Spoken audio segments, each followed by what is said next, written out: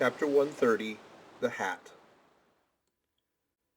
And now that at the proper time and place, after so long and wide a preliminary cruise, Ahab, all other wailing waters swept, seemed to have chased his foe into an ocean fold, to slay him the more securely there, now that he found himself hard by the very latitude and longitude where his tormenting wound had been inflicted, now that a vessel had been spoken which on the very day preceding had actually encountered Moby Dick, and now that all his successive meetings with various ships contrastingly concurred to show the demonic indifference with which the white whale tore his hunters, whether sinning or sinned against, now it was that there lurked a something in the old man's eyes, which it was hardly sufferable for feeble souls to see, as the unsetting polar star, which through the livelong Arctic 6 months' night sustained its piercing, steady, central gaze.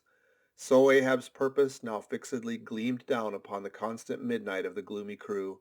It domineered above them so that all their bodings, doubts, misgivings, fears were fain to hide beneath their souls, and not sprout forth a single spear or leaf.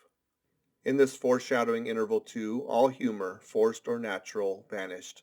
Stubb no more strove to raise a smile. Starbuck no more strove to check one. Alike joy and sorrow, hope and fear, seemed ground to finest dust and powdered, for the time, in the clamped mortar of Ahab's iron soul. Like machines, they dumbly moved about the deck, ever conscious that the old man's despot eye was on them. But did you scan deeply in him in his more secret confidential hours, when he thought no glance but one was on him, then you would have seen that even as Ahab's eyes so awed the crew's, the inscrutable Parsee's glance awed his, or somehow at least in some wild way at times affected it. Such an added, gliding strangeness began to invest the thin Fedallah now.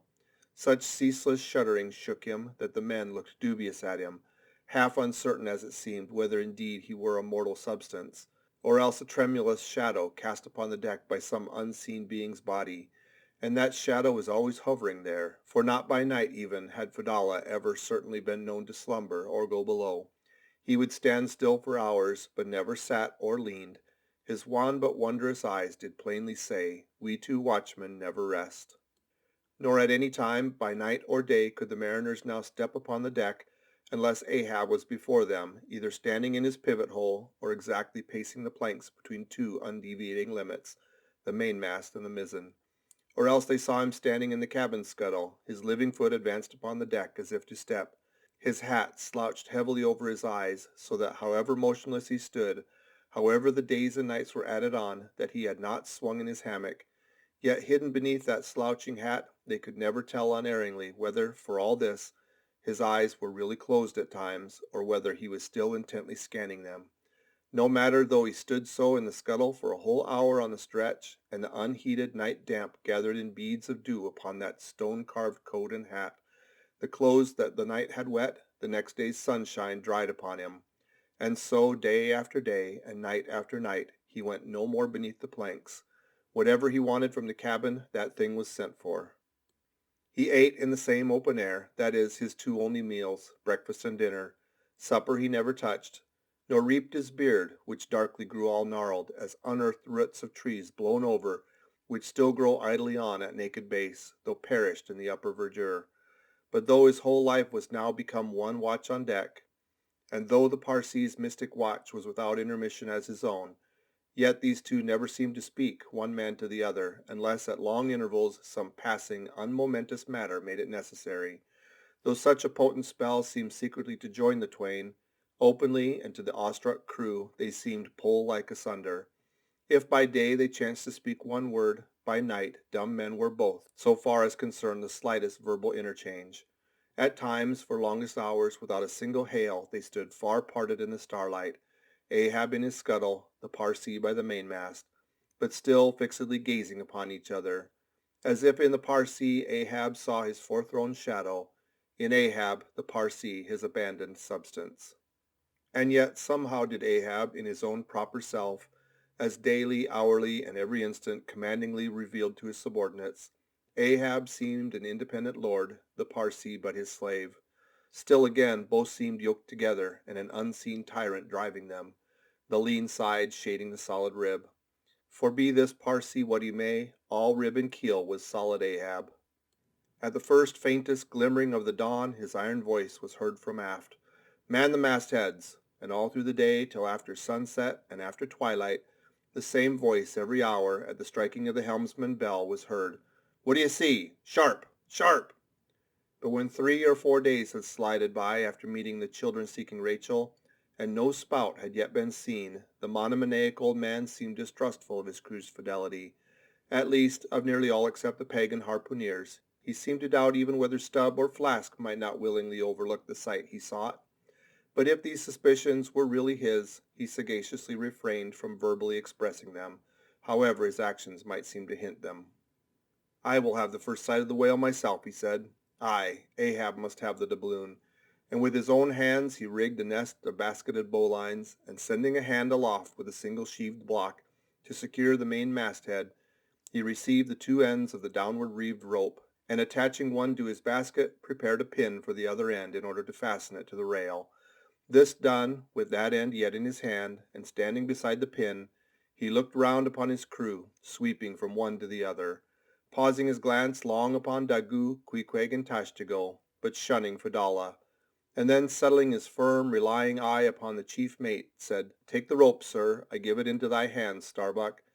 Then arranging his person in the basket, he gave the word for them to hoist him to his perch, Starbuck being the one who secured the rope at last, and afterwards stood near it.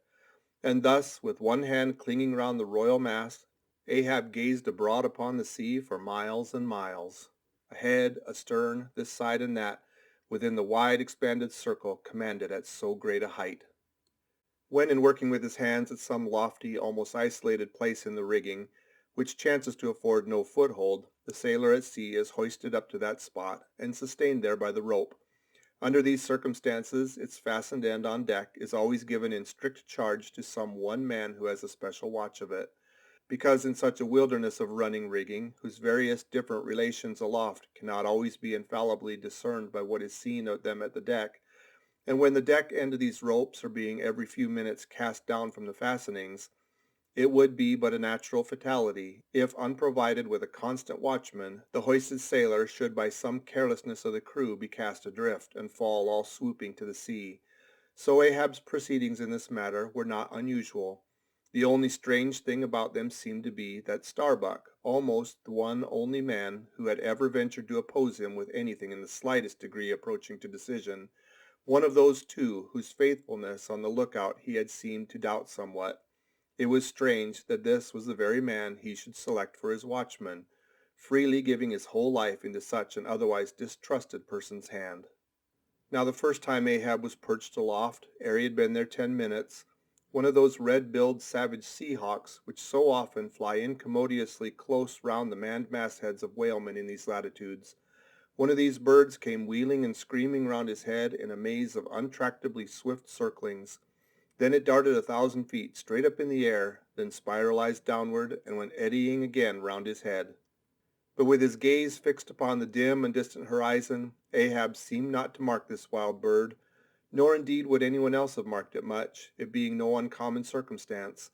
Only now almost the least heedful eye seemed to see some sort of cunning meaning in almost every sight. Your hat, sir!" suddenly cried the Sicilian seaman, who being posted at the mizzen-mast head, stood directly behind Ahab, though somewhat lower than his level, and with a deep gulf of air dividing them. But already the sable wing was before the old man's eyes, the long hooked bill at his head.